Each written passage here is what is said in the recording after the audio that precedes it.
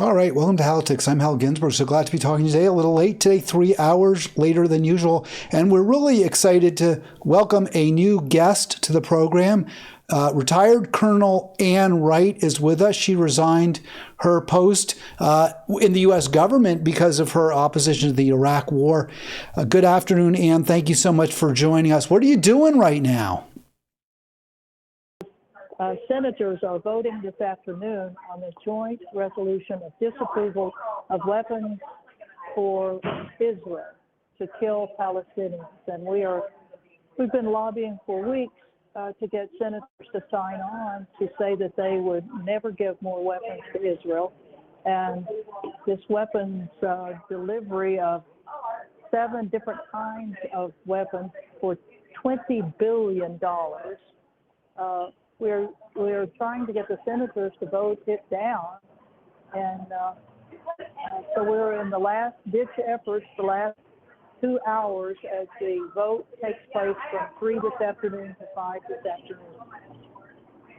Well, it's really appreciate so much what you're doing, Ann. I met you downtown just earlier today, and I was able to set up this interview. So I'm so glad you're able to join us just for a few minutes to let us know what's happening. And as I understand it, I thought this joint resolution was really just pro forma. But if it does pass, it would in fact block additional weapons going to Israel. Isn't that right? Well, it'll block 7 different kinds.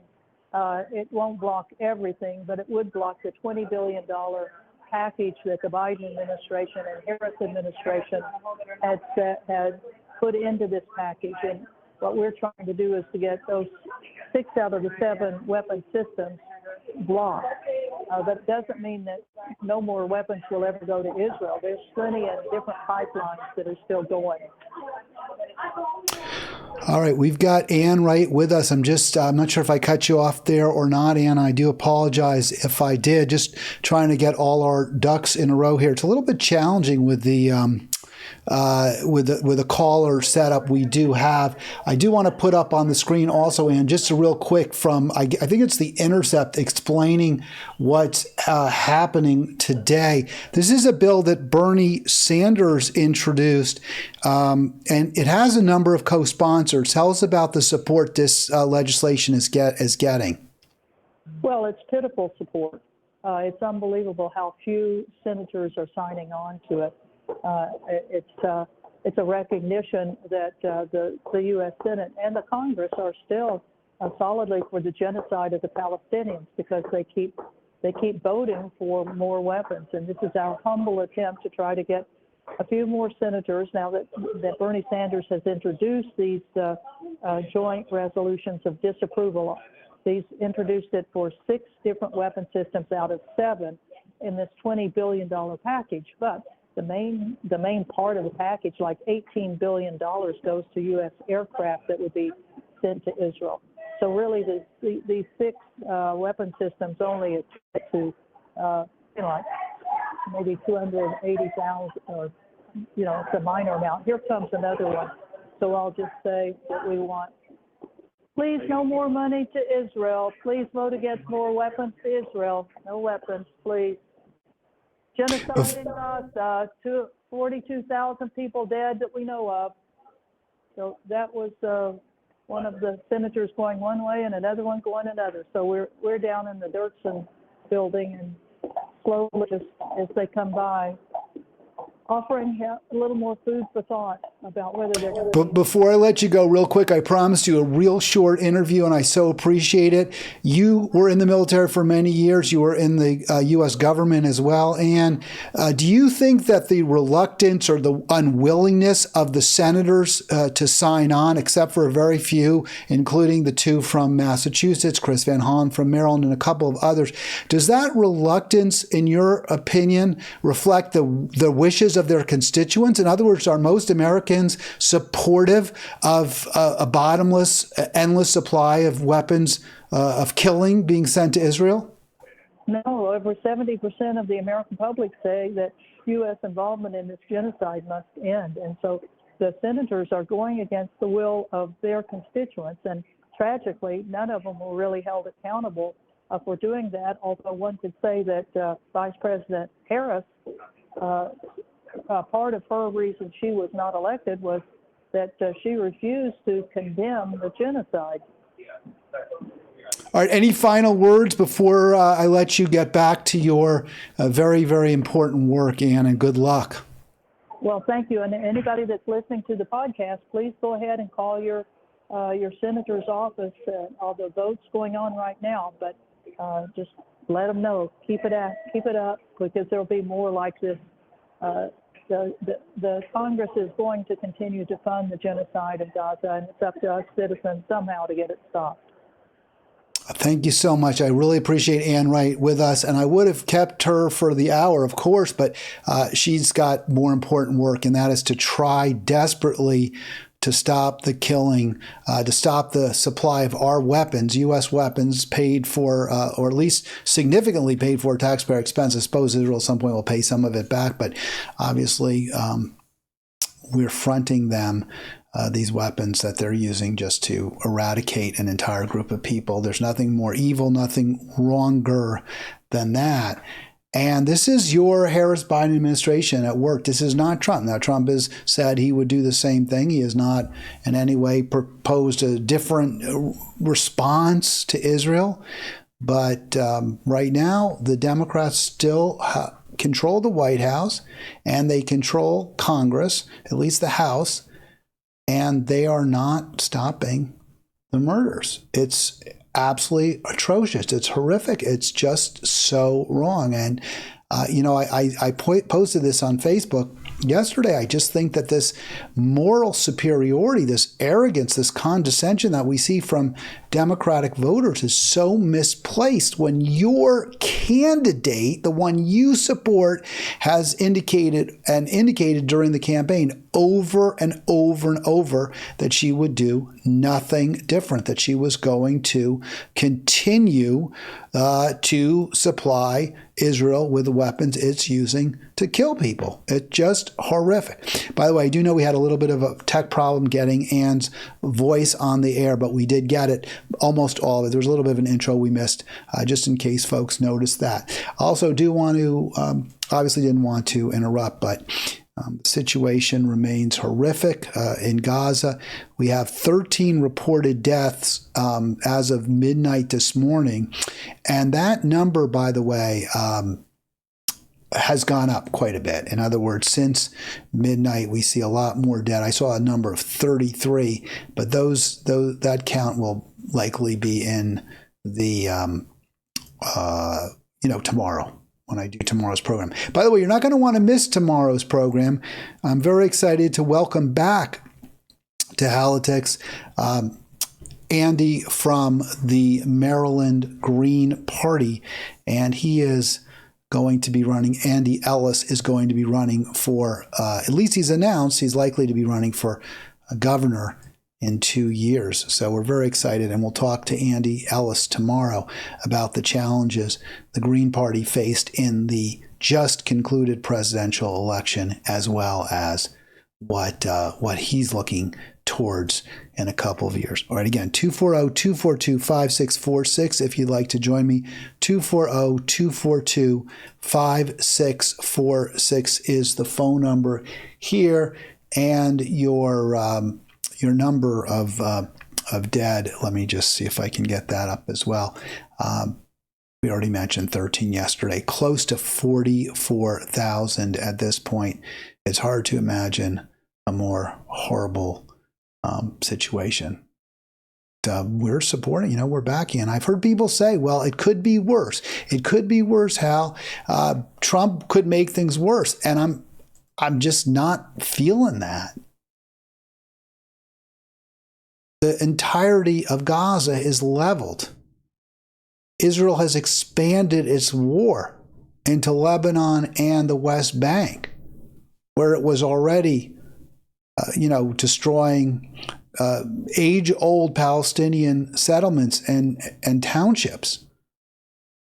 So the argument that somehow the Palestinians who voted either for Jill Stein or maybe even voted for Trump we're making some terrible mistake, the Palestinian Americans, and those of us who are sick and tired of the killing, the bloodletting, the support for genocide, and could not bring ourselves to vote for Harris, that we somehow did something wrong. It is just up against this reality. A reality that you have an administration, you have a party that is all in for killing, for endless killing, really. Well, yeah, I mean, just for a nonstop bloodletting in Gaza and Palestine more generally. I mean, again, words fail. It's so horrible. It's just so wrong. And the latest outrage by the Biden administration at the UN, U.S. vetoes Gaza ceasefire resolution. That's where we are, folks. A government, a Democratic elected government, at least a president, who's utterly indifferent to the deaths, the killing, the endless war that he's promoting. I mean, he's all in for it. There's nothing really that could be worse. All right, 240-242-5646 if you want to join me. 240-242-5646. And I'm hoping I don't get more of those pop-ups. They're driving me absolutely batty. What we're seeing today, we can only hope with the Democrats is just maybe they'll do something here to stop the killing. And that's that resolution. We do have a few Democrats who seem to get it, right? That seem to get it. And maybe they'll halt the 20 million. Now, I wonder whether, I'm going to guess, Biden could veto this. I'm going to guess he could veto it. So I don't, even if this somehow did pass, and it won't, we saw a number of senators there. They're not going to stop it. I'd love some solutions. I'd love some answers. I'd love somebody to call in and say, Hal, this is what we need to do. This is what we can do to stop it. So far, there's been nothing. It really breaks my heart.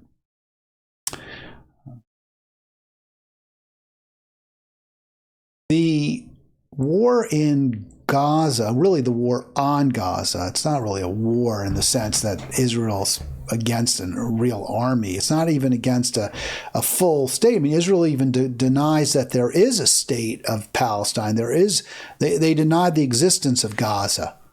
So they can't possibly claim that they're at war because they're just killing. But that's not the only place where the U.S. is actively involved in hostilities. We are fully backing as well the killing in Russia, Ukraine. We're promoting that also. And maybe there's some hope. I'll get to that story in just a bit, in just a moment, what we're hoping to see in with respect to that. And what we've seen so far is, again, the Biden administration making things worse, amping things up, causing more destruction, more death. So just with respect, again, to that joint resolution of disapproval this afternoon, you do see a few names there that are good, positive names: Van Hollen, Peter Welch, Jeff Merkley. U.S. government is currently in violation of the law, says Bernie Sanders. No question about it, because we're supplying a country that is actively stopping any humanitarian aid that we're supplying, and that is a violation of our law. We are not presidents are not legally permitted to supply weapons to countries that deny our humanitarian assistance. That's exactly what Israel is doing. It's to end. That needs to stop. what was it? 20 billion, right? Look at that number again. This is how much we're looking at. 20 billion in arms to Israel. That's what. So you can. It's a little bit convoluted, but this is from the Middle East Monitor. Biden administration pushes Democrats to block the arms ban. So what Ann is doing downtown is trying to get that arms ban passed, and Biden's trying to stop it. I mean, isn't that amazing? This is a guy in his 80s. He's clearly coming to the end of the road, and he has an opportunity to stop, I don't want to say save lives because it's his fault that they're endangered in the first place. But he does have that opportunity. He could save lives. And instead, he's doing everything possible, including vetoing UN resolutions to stop to stop the hostilities. He's pushing for Democrats to vote against an arms ban blockage. I can't feel any remorse, consternation, sorrow, whatever word you want. I can't feel any way that I made a mistake in asking you and urging you to vote for Jill Stein as I did. This is one of the worst things we've seen any president do ever. It really is hard to imagine anything worse. We do know Andrew Jackson, right? He pushed the Trail of Tears, made the Cherokee walk and many other native tribes as well, indigenous peoples as well, ethnic cleansing from the southeast and pushing indigenous peoples into Oklahoma. And this is somewhat similar. It would be almost exactly the same if Jackson had started firing, guns at the indigenous people as they were forced on marches far from their home into the rather unprepossessing desert-like atmosphere of Oklahoma. And if you're from Oklahoma, I apologize if that hurt your feelings. But it ain't, the Everglades. It's a completely different environment than these peoples were used to and had evolved, had developed a sustainable lifestyle. So that was ethnic cleansing by Andrew Jackson. It's hard to see what the Biden administration is doing here, full-blown support, unwavering support, the Harris-Biden administration for genocide. It's hard to see anything really different. You think there's something different? I'd love to know what you think it is. 240-242-5646. 240-242-5646. It's just mind-boggling how bad this really, really is. And I'm really heartbroken that others don't get it, that others don't see it, that this was a reason that you really couldn't vote for Harris-Biden. You just couldn't do it. You just couldn't do it. It seems like this administration is about as pro-military contractor as any could be. Trump has talked about peace with Russia, and I'm hoping he will push for it. I'm hoping because I think he could accomplish it. Biden's doing his utmost to prevent that from happening. If indeed, and again, let's not this is not a program where we're extolling in any way Donald Trump. But if he does stop the hostilities with Russia, if he ends the killing in Ukraine, that would be a really, really good thing. But just as Biden is pushing for that $20 billion of weapons to go to Israel, he wants at least $275 million in new weapons for Kiev, for Ukraine, and a war that's most everyone agrees has been lost. It's over. Russia is slowly but steadily encroaching on Ukraine territory. The nation is spent, Ukraine that is. Its population is dwindling. People are leaving the country in droves. The whole eastern part is a moonscape in many places. And Joe Biden's response is, well, let's let the Ukrainians start firing missiles into Russia. It's really extraordinary. Again, just how bad. This is why I get it. Trump sucks too. Trump's bad too. Trump's probably in a lot of ways worse, and in important areas worse. But again, what's more important than genocide? What could be worse than full-blown support for genocide? The idea, and we hear this all the time, that somehow Biden voters are Harris voters. But you were voting for Biden. Because remember, Kamala Harris said nothing different. She would do nothing different. The idea that Harris-Biden voters are somehow morally superior is utterly absurd. And I don't want to hear it. What I want to talk about is solutions.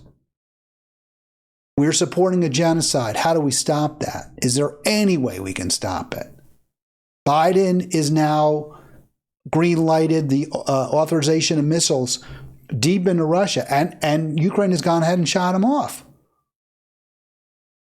And why? Why is this all happening? What's this really in the end? Do we have any idea why this is all happening? Well, I think it's got to be clear. It's happening because this administration is tied at the hip to weapons manufacturers, to the mic, to the military-industrial complex.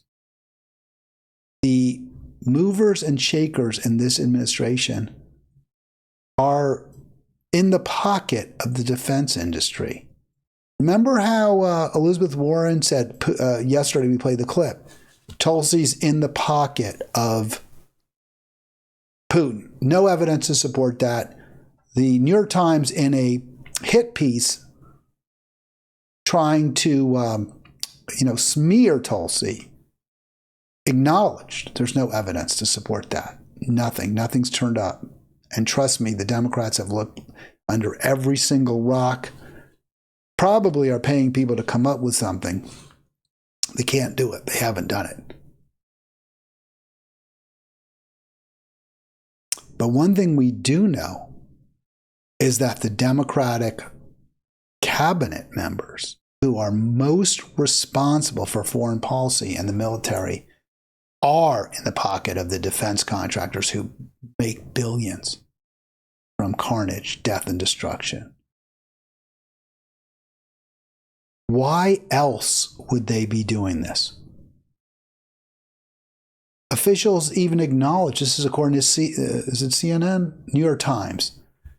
They don't expect the weapons launches into Russia to fundamentally alter the course of the war in any way. They're not going to change it. It's not going to save any lives. It's certainly not going to, lead to a Ukrainian victory. It will lead to more deaths. Russians will probably be killed. I understand that the 6 missiles were launched, 5 were intercepted, and then the 6th caused a fire. I don't know if it was or there were any casualties as a result. But you send enough missiles, a few are going to get through. It's going to piss Putin off. It's going to aggravate tensions. And the goal may well be to prevent a peace deal, to stop Trump from brokering peace. Why would the Biden-Harris team do that? What would be their benefit if they, what would be in it for them to prevent a peace treaty, a ceasefire? Well, let's just look briefly at who's in charge in this administration, who's making the call. We know Biden's pretty feeble. He's enfeebled at this point. He's probably not really able to make decisions on his own. So he's leans very, very heavily on his staff, on his cabinet, on his State Department secretary. That would be Antony Blinken. On his Secretary of Defense, that'd be,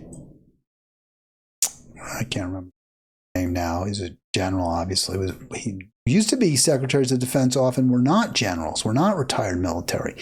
Now that's changed. Antony Blinken is a co-founder of West Exec Advisors. After he left the Obama administration, he put that together with a number of other names you may be familiar with, including Jen Psaki. And their clients certainly do include a roster of defense corporations, Fortune 500 companies, members of the deep state. That is who, Lloyd Austin's the Secretary of Defense. There, I was struggling for a moment.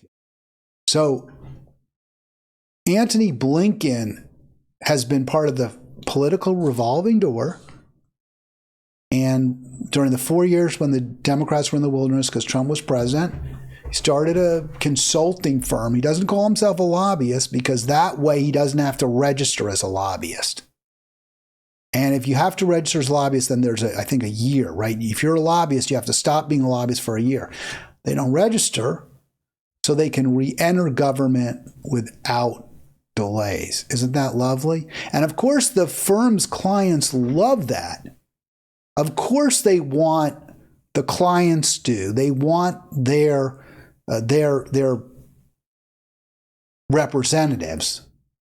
The clients want the representatives at West Exec to go right into government because then they'll be able, without delay, to push policy that benefits them. And that means they'll pay enormous sums of money. West Exec. We don't have to wait. Otherwise, you say, hey, come work, hire us. Hire West Exec. We've got unparalleled business. We've got unparalleled government connections.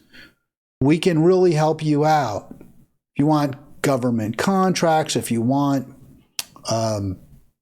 legislation passed that's going to provide you with a benefit, we can grease the skids for you. And then the company says, the Raytheon says, United Technology says, Palantir says, all clients, yeah, but we could hire you now, but you're out of government in this moment. Yeah, we know you got a Rolodex and you can call all the senators, but you're not in power. You're only proximate to it. So then the Antony Blinken says, yeah, but don't worry, a Democrat's going to get elected sooner or later, probably sooner, and then I'll be right back in power. And the corporation says, yeah, but if you're a lobbyist, you have to wait a year. You have to stop lobbying. You can't work for us. You can't do anything for a year. So again, why would we hire you? And then West Exec says, that's the brilliance of our scheme. We don't register as lobbyists because we're not going to directly ask for benefits for you while we're your client. We'll just work behind the scenes on legislation that generally will benefit you, but isn't directly targeted for you. In other words, no contracts for Raytheon or United Technologies or Palantir from the government, but just, a big Pentagon budget. We'll certainly push for that. We'll push for lots of goodies earmarked, lots of money earmarked for surveillance, because that's what Palantir does. They're spy agency. They provide software support and various dossiers on people. But we won't identify Palantir as the beneficiary, but there's only a few companies, and everyone will know that's who we want. And then once we come back into power, once Democrats come back into power, we're going to go right back into the government, and then we'll really be able to do huge, huge benefits for you. And that's exactly what's happened. So you can see some of the clients: Blackstone, Bank of America, Facebook, Uber, consulting firm, bank, more banks, pharmaceutical companies, Gilead. Gilead was founded by a Republican, I believe. Isn't that or at least Donald Rumsfeld was very heavily involved in it. But, hey, profit is profit. Money is money. It doesn't have money's green. It's not red or blue. There's some others, Palantir. So Boeing, which is, of course, makes bombs, weapons, and made a lot of money from the Israeli killing, the Israeli genocide in Gaza. They profits. It's a little more in Palantir. This is your Democrat. Can you imagine the screaming and yell? Because this is pure corruption, and people rightly pointed out conflicts of interest in the Trump administration. They absolutely were right to. But this is exactly the same. Pure conflict of interest. Antony Blinken worked for a company. He founded the damn company whose clients are out there scarfing up taxpayer money and pushing us into endless war. It's hard to imagine worse, isn't it? It's just pure evil. We've lost our soul. Yeah, it's extraordinarily bad. There you go. Blinken and Austin. Biden cabinet picks work alongside influential lobbyists at private equity firms. Isn't that sweet? And in some ways, Austin's almost worse, because if you see this, he was a commander of the U.S. Central Command. I guess that's pretty big. For 3 years. That was under Obama. Then he left, obviously, government. He's a Democrat. Joined the boards of UT, United Technologies. I mentioned that. Later on, became a board member of Raytheon. He made over $1 million for being a board member. That's not like being an executive where you actually have to make phone calls and you have to try to make sales and you have to oversee operations. No, he just was on its board.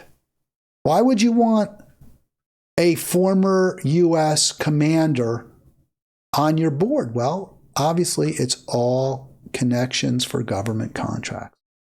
This, by the way, is fascism. The tight intermarriage of government and corporations, and specifically in this case, military corporations. I don't want to hear people tell me that somehow they're morally superior, or people who voted for Trump are somehow morally lacking, because they didn't vote for Harris. Just absurd when you look at this record.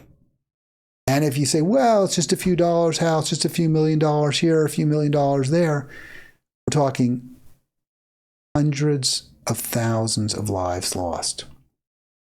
We're talking about a country, a region utterly destroyed. Two regions, Ukraine and Palestine, utterly destroyed, just because of the greed and the corruption in the U.S. government and the Democratic Party, the Democratic administration. Are the Republicans any better? I don't think so. No. This is not a brief in support of Donald Trump or his peeps. Not at all. This is to point out that we need to go in a very, very different direction. What we're doing now is wrong. It's devastating. It has to stop. If you think I like Trump, this guy, what a joke. Dr. Oz, this is like he's a quack. He pushing for doing everything possible, like all sorts of, some weird diet that apparently is unhealthy. Does he sell pills? I'm not sure about that. Excuse me. Not somebody we want in charge of Medicare and Medicaid. There's a guy who wants to fully privatize Medicare. And, sometimes I look at I show you articles from the New York Times and I say, this is BS. Don't believe it, right? Like when they talk about Tulsi being a Russian asset. I mean, that's just a load of crap. But the criticism of Oz, this isn't brand new, or this isn't an ad hoc thing. This is because it's true. It's fair. I mean, I'm not necessarily all on board with David Sirota. This is from The Lever. But this was when he was running against John Fetterman, who presented at the time as a progressive, running for U.S. Senate from Pennsylvania, 22. And one of his, quote, solutions, unquote, to the healthcare crisis, Dr. Oz's solution, was privatizing Medicare for all. A terrible idea, terrible solution, totally wrong-headed, misguided, going in the wrong direction. This guy promotes Medicare disadvantage, which is basically privatizing Medicare. It's incredibly inefficient. The administrative costs are so much higher. You lose a lot of the advantages that you get with a very large risk pool that Medicare has when it's the government. And the interests of the executives in these private healthcare companies directly conflict with you. The ones that Dr. Oz is championing, those, whatever you want to call them, executives, I guess, the people who own those companies, the for-profit healthcare companies, they want to do everything possible to keep their costs, at least the cost of providing healthcare, down. That means denying you care. That means saying no to necessary treatments. That means coming up with every excuse in the book to delay the authorization of needed treatments. That's what Dr. Oz is pushing. That's what Trump's pick for Medicare and Medicaid director wants. And how would he pay for it? 20% payroll tax. Pretty significant tax, isn't it?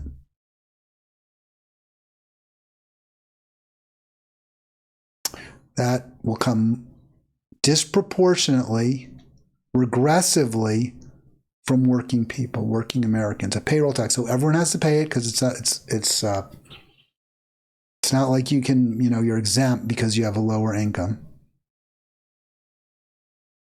It's horrible. That's what our election boiled down to. Two immoral, sociopathic characters. I mean, who looks at what kind of a person, let me put it this way, what kind of a person looks at the healthcare crisis in America? People who can't afford medication, seniors who can't afford medication, who can't afford doctor's visits, can't afford the copay, can't afford meds. Who looks at that and says, hey, let's privatize it? Who thinks that's a good solution? Only somebody who's indifferent to human suffering, who doesn't care about people. That's a sociopath. Who looks at the carnage in Russia and Ukraine, mostly in Ukraine, and says, yeah, let's keep this going. Let's stop in its tracks any negotiations to end the war. Let's keep it going because it means more profits for the people who finance our campaigns. Because that's what this is all about, right? Who does that? Who says, hey, these are my clients that are making the bombs and the missiles. And I know I'll be rewarded if I steer a few $1 billion their way. Who says that except for sociopaths? That's the U.S. government.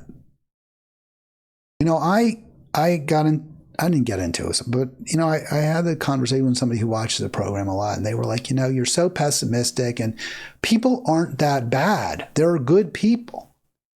And of course there are good people. That's why this is so sad.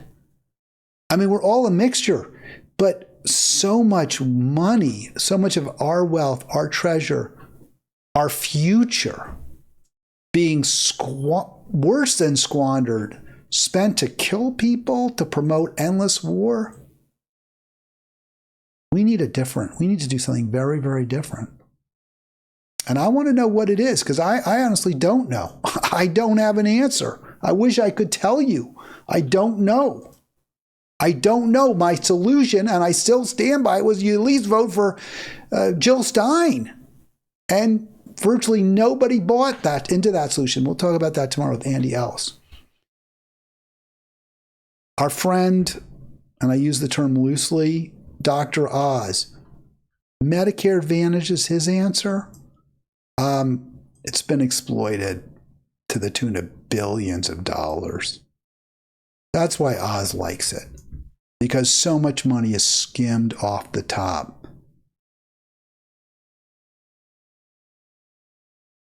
So awful.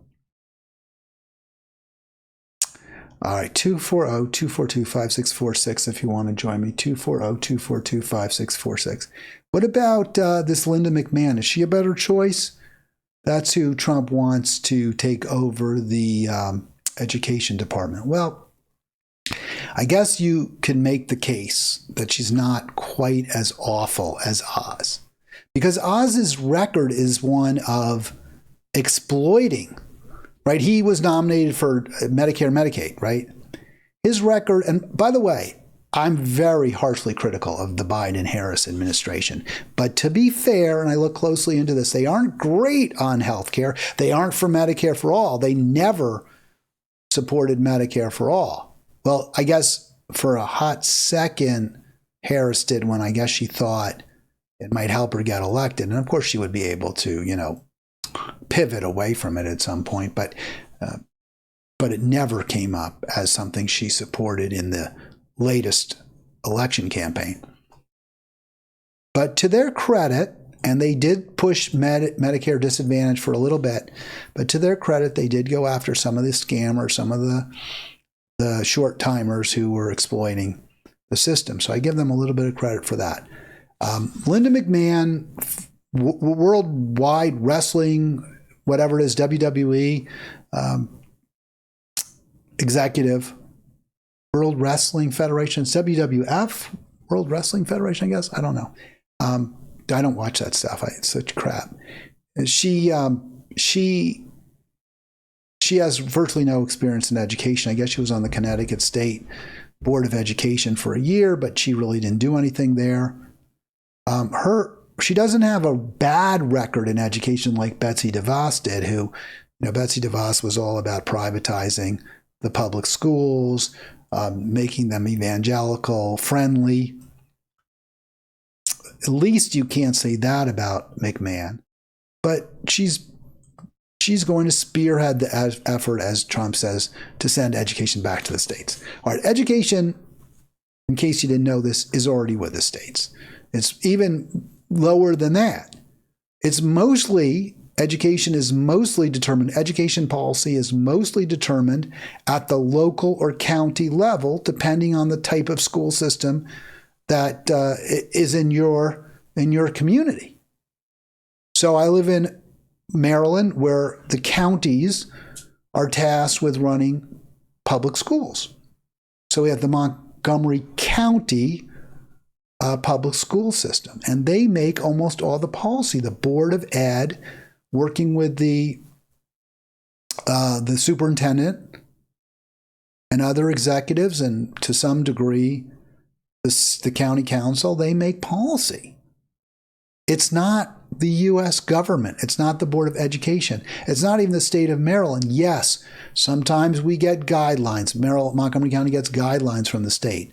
They do get guidelines from the government, but basically what the federal government, basically state and federal are there is just to make sure there's some funding available for even poor schools. There's at least some resources that they can rely upon if they have very little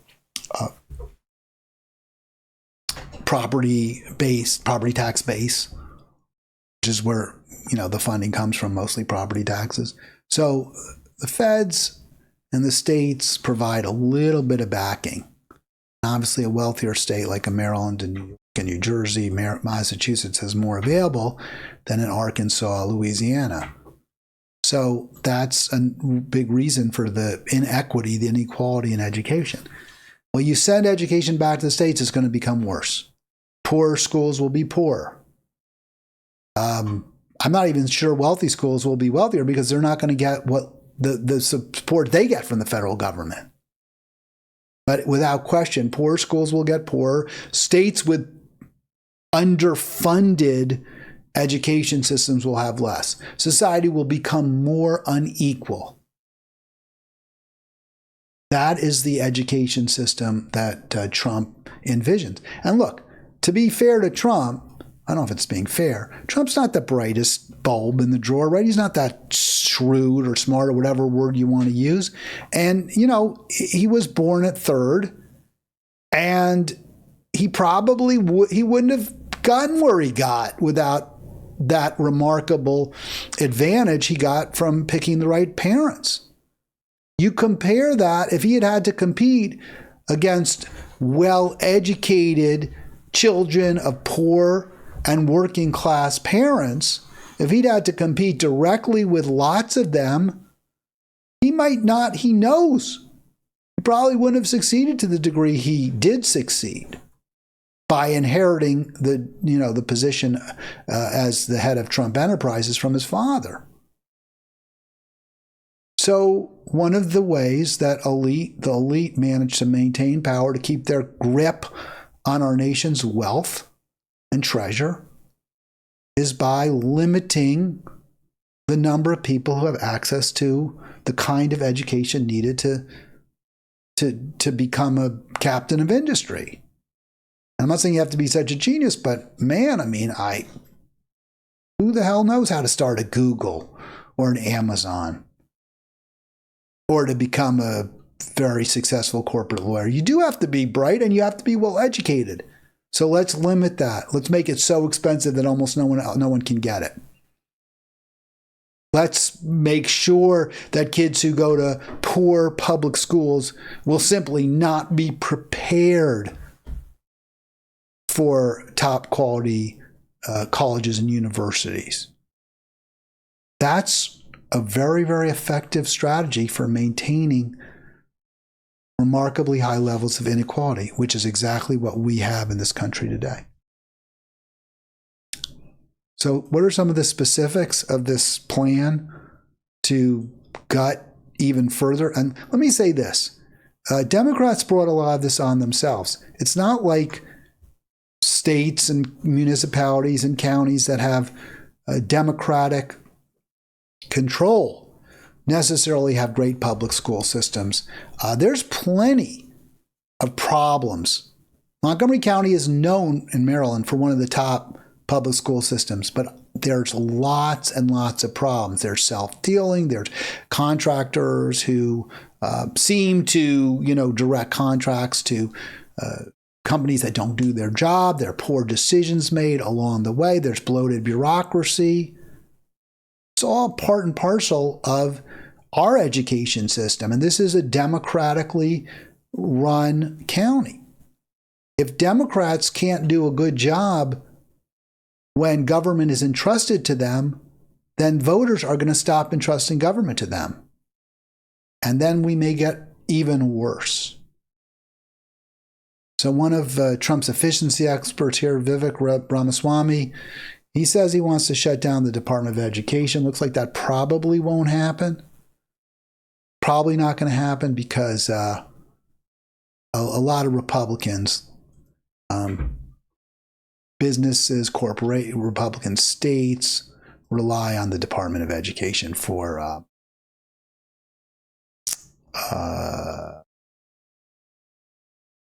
say here, jobs, money, economic support. But there are some proposals that Ramaswamy and others in government, Republicans, right-wingers like, that probably will be implemented by McMahon. Stopping schools from promoting inaccurate and unpatriotic concepts about American history surrounding institutionalized racism. So, I mean, are you not going to talk about slavery? Is that what you're saying? That's not relevant? Not going to talk about Jim Crow? I don't know. Is that what that means? That would be obviously horrific, a horrible result. Expanding voucher programs, that means less money is available to public schools. The vouchers use, maybe more middle-class families that can put a little bit of money into sending their kids to private school. They use a voucher, they supplement it, and they get their education subsidized, whereas poorer families don't, and there's less money available in the public schools. So, these are just tried and true bad ideas. There's some, I think the school choice idea, I can understand the appeal because a lot of neighborhood schools aren't good. And this is what liberals tragically have brought on themselves by not demanding that every single school do a really good job educating their kids. Now, in some places, you can't do that if you have Republicans in control. But even in liberal enclaves, like New York, like Maryland, like New Jersey, the disparities in quality of education is vast. And the result is working class, middle class families are saying, hey, give us some of that tax money we're paying, give us some of the property taxes that we pay so that we can send our kids to better schools. All right. 240-242-5646. 240-242-5646. If you want to join me, I'd love to talk to you. No one in the chat. I'm not seeing any chats. Am I missing something? Maybe it's there. Yes, from Chris. I want to recommend this book, The 100 Years' War on Palestine by Rashid Khalidi. I don't know that person. Okay, well, thanks, Chris. I'll look into that. Appreciate that very, very much. There's so much hyper-partisanship. People just aren't, and I get it. If you want to say the Republicans are awful, okay. But be specific. This is what I really don't like. This is what they did. This is who they nominate. This is why they're bad. So we went over some of the reasons that Dr. Oz is a really bad pick for Medicare and Medicaid. I don't think McMahon is, she's a non-entity. She's there to dismantle the agency. So I don't know if I'm going to condemn her so much as just the policy that Trump is going to pursue. But if you're going to say they're this or they're that, explain why. Explain why you don't like them. But just to say, well, because they're Republican, or because they're Democrats, that's not good enough. Although it's kind of good enough, isn't it? In a way, it is sort of good enough. One of the hazards I think we really, really need to is failing to understand that many people that we listen to, we rely on in social media are connected to one or both, one party or the other. So when it comes to Antony Blinken, the Secretary of State, he's connected to the military-industrial complex in very, very frightening ways that cause him to act, counter to the best interests of the American public in foreign policy. What we see on social media on occasion, people who are tied to the Democratic Party. And I'm not even saying, and I'm sure on Republicans too, I haven't noticed. I don't know that because those aren't my circles, but I'm sure there's lots and lots of super pro partisan, hyper-partisan Republicans out there. I know there are. And they're paying for all sorts of stuff. But just be on the lookout. So people, even that I have great respect for, and I read some of their uber pro-democratic posts. I'm like, yeah, but you're a member. You're employed by the Democrat Party. You're an office holder. You're an appointee. So I saw this posted on social media by a friend of mine who may be watching the show.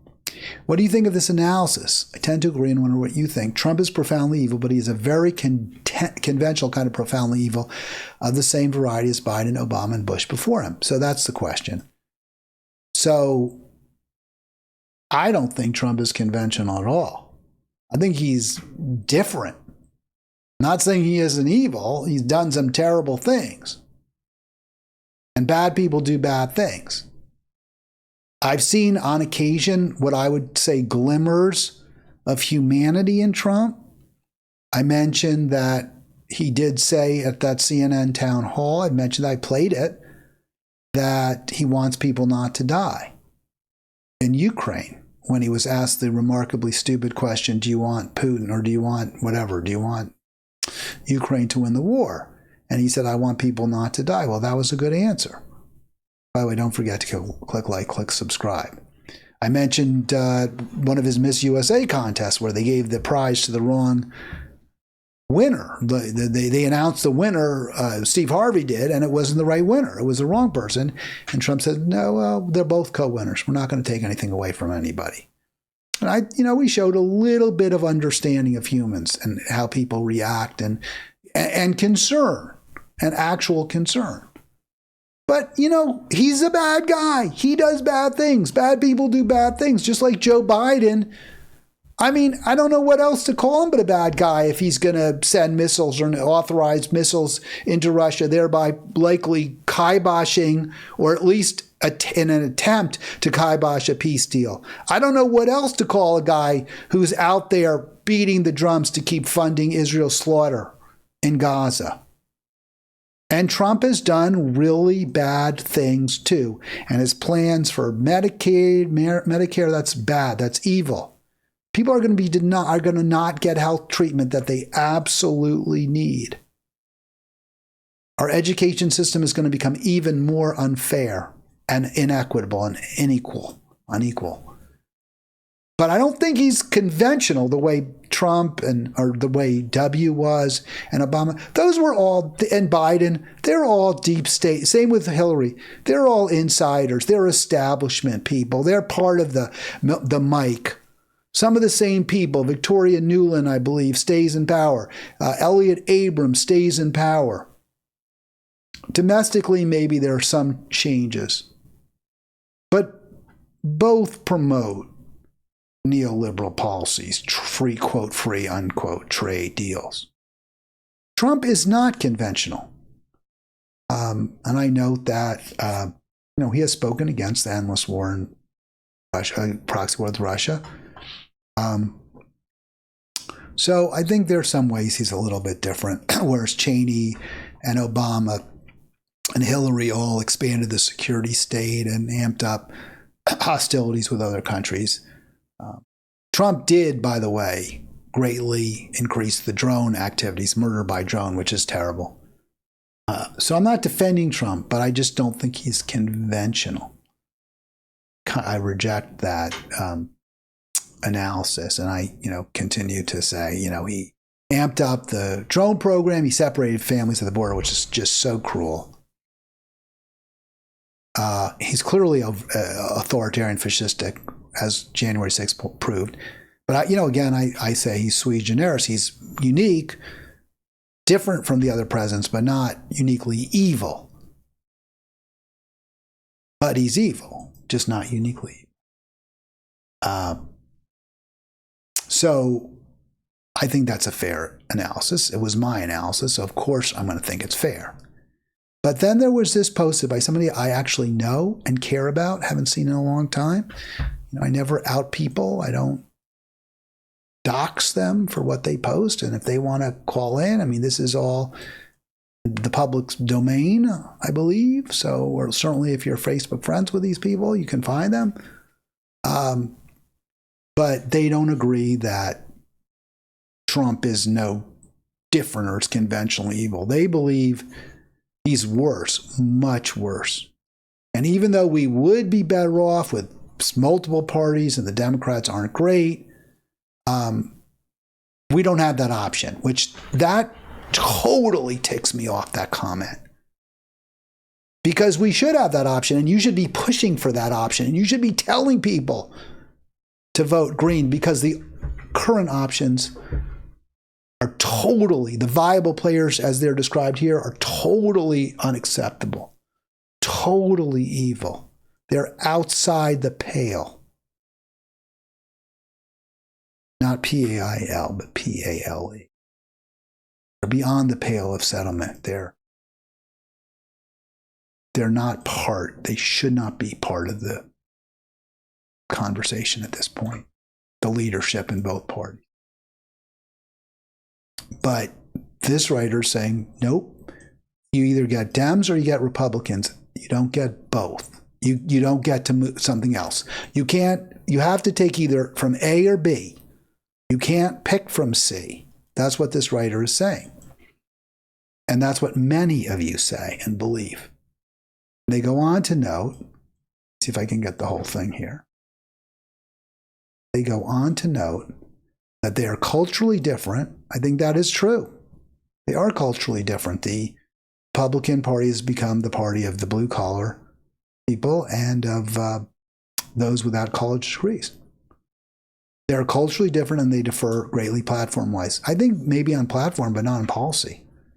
DJT is not like the others and goes on. Con man, hypocrite, sexual assault, they're cruel, likely a sociopath. So this person just lays it into Trump. And remember, the whole premise of this commentary, this whole conversation was built around whether Trump is conventional, whether Trump is like others, like other leaders that we've had in this country. And the commenter says, no, he's uniquely evil. Sociopath, he's this, he's that. So my response was, well, how is Kamala not a sociopath? She repeatedly insists that she would support unwaveringly Israel's genocidal rampage. Wouldn't you say somebody who said they were going to support the Nazis? I mean, who is that? Himmler? Isn't that who we're talking about? A Goebbels? A Goering even? Who, as I understand it, wasn't, all in for, didn't, the Jews he didn't care so much about, whereas these others were just dead haters. They hated Jews. The guy at Auschwitz, Haas. Those are sociopaths.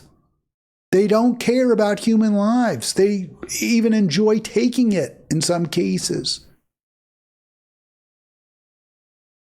Who supports genocide unless you're a sociopath? Well, Harris Biden do. Doesn't that make them so? I don't know how it doesn't. But there's other evidence too. Talking to working class people, everyday people, there was no real recognition or acknowledgement of their troubles. Oh, I love working people. I love small business owners. What the hell?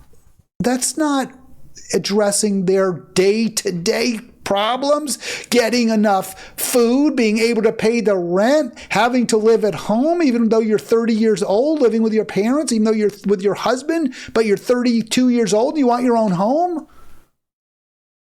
There was no acknowledgement that this must make your life hard, and we have a duty if we're in government to make it better. That's why she lost, by the way.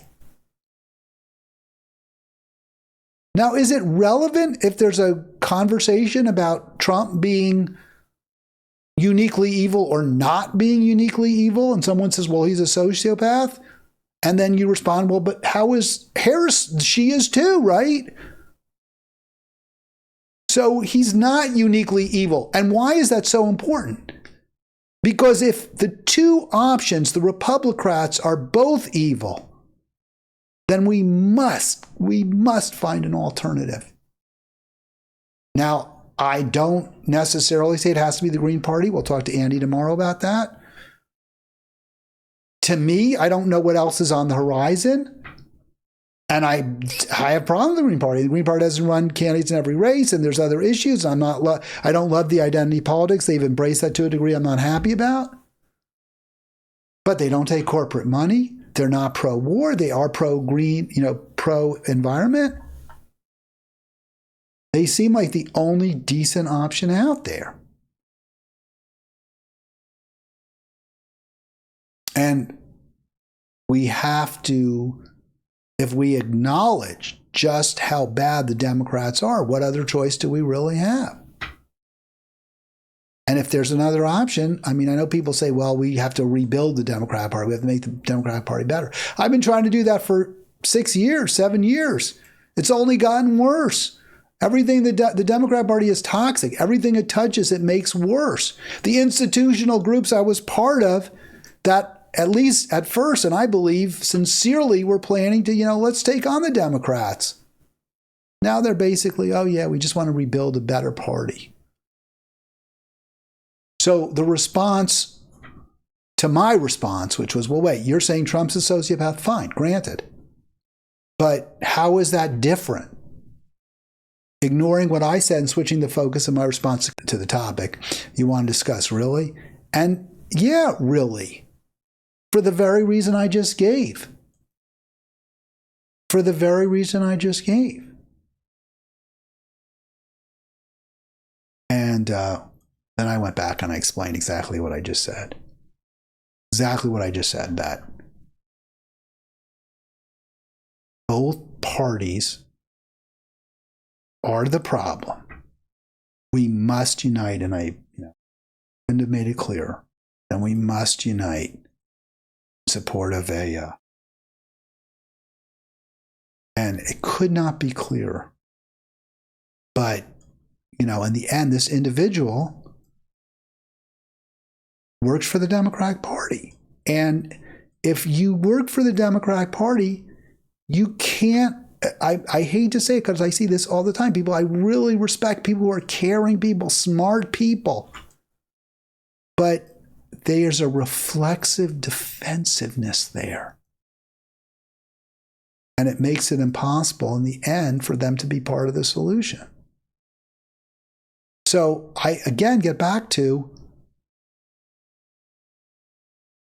we need to move in a different direction because we can't. Even those who are in the Democratic Party, those who aren't electeds, but who have some influence, they're not prepared to say, oh no, if the Democratic Party is the party of war, the Democratic Party is a party of corporations, then we have to go somewhere else. They can't do it. They won't do it. And I don't think there's any better example of why we build something else. A structure that's strong, that's solid, and that isn't Democratic or Republican. All right, I'll be back tomorrow. Andy Ellis, really psyched to have him on. We'll talk green with Andy tomorrow.